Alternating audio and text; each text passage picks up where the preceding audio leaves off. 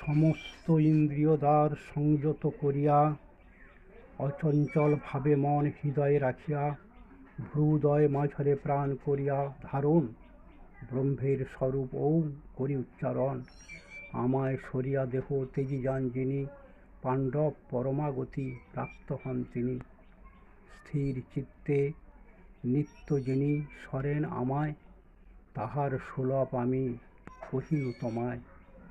আমায় লোভিয়া সাধু মহাত্মা সকল পাইয়া পরমা সিদ্ধি আনন্দ কেবল। আর না করেন ভোগ শোক তাপময় ক্ষণস্থায়ী পুনর্জন্ম দুঃখের আলয়।